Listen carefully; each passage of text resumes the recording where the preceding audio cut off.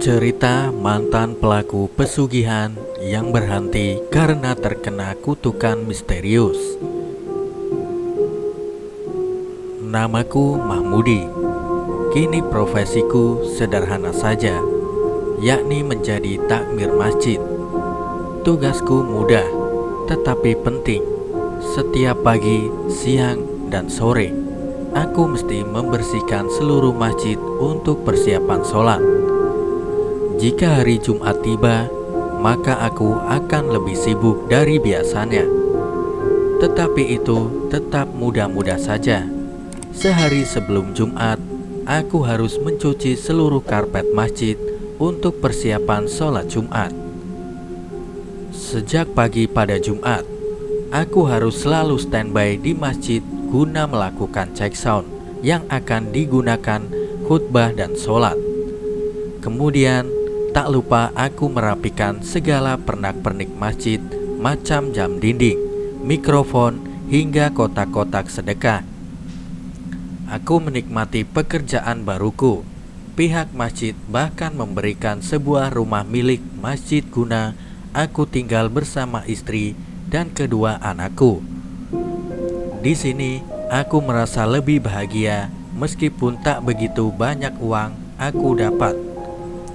Istriku juga sedikit-sedikit berdagang kerudung. Terkadang istriku berdagang kue-kue basah.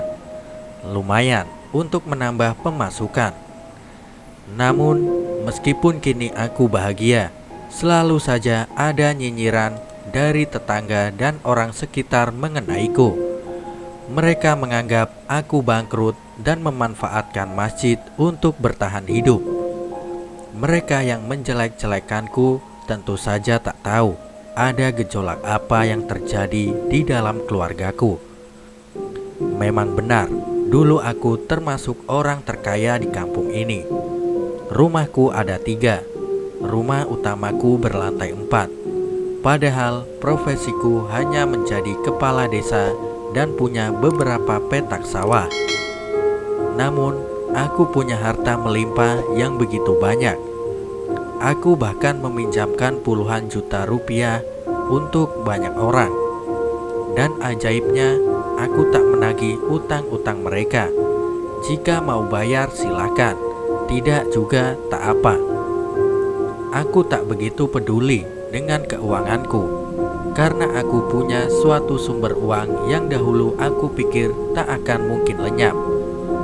Sejak dahulu, aku berpikir sumber itu abadi dan akan selalu ada untukku. Tetapi nyatanya lenyap juga.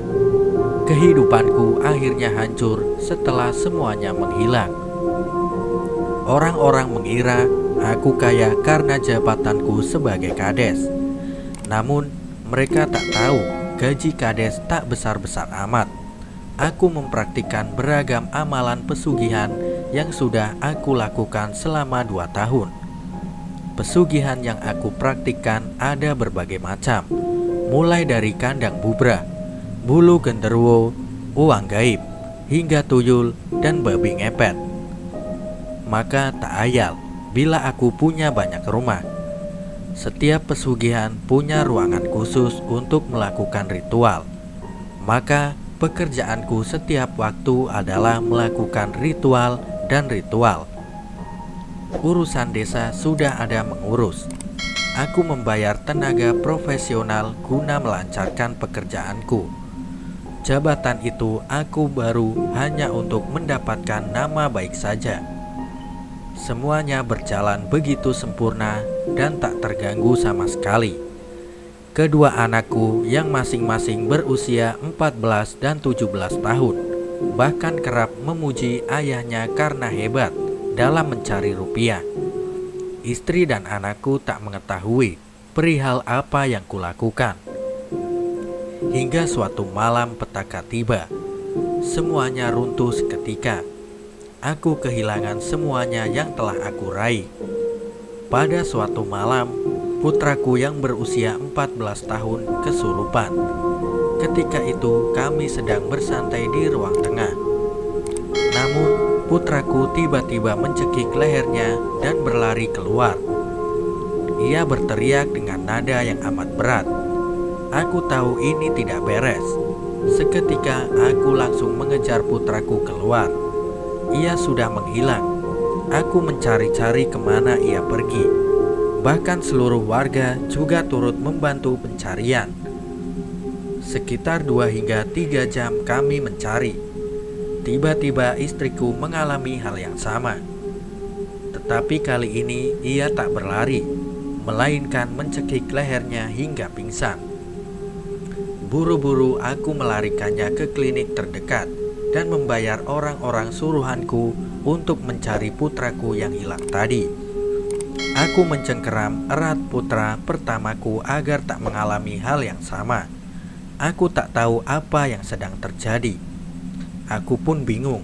Selama ini seluruh pesugihanku berjalan lancar. Baru kali ini aku mengalami hal demikian. Namun, semua mulai jelas ketika tiba-tiba sekelebat cahaya masuk ke tubuhku dan membuatku jatuh pingsan. Kala pingsan, aku bermimpi suatu yang aneh. Di dalam mimpi itu, aku sedang berada di tengah-tengah padang rumput yang amat luas. Tak berujung, tetapi begitu panas. Di kejauhan, aku melihat seseorang sedang berjalan menghampiriku. Tubuhnya tinggi, tegap, dan berisi. Ia mengenakan jubah hitam, tampak kontras dengan suasana saat itu.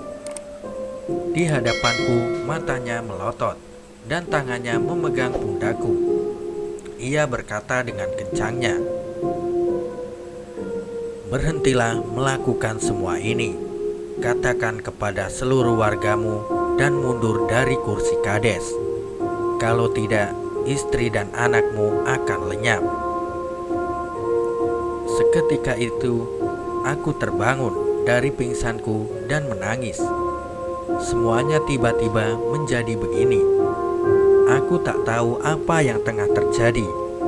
Permintaan pria dalam mimpiku itu kemudian aku penuhi.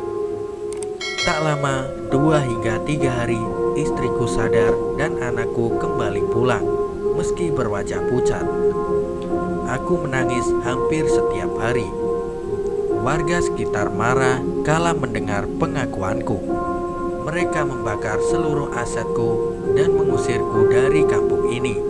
Aku menjadi gelandangan selama hampir 1 tahun hingga akhirnya menemukan masjid yang kudiami saat ini.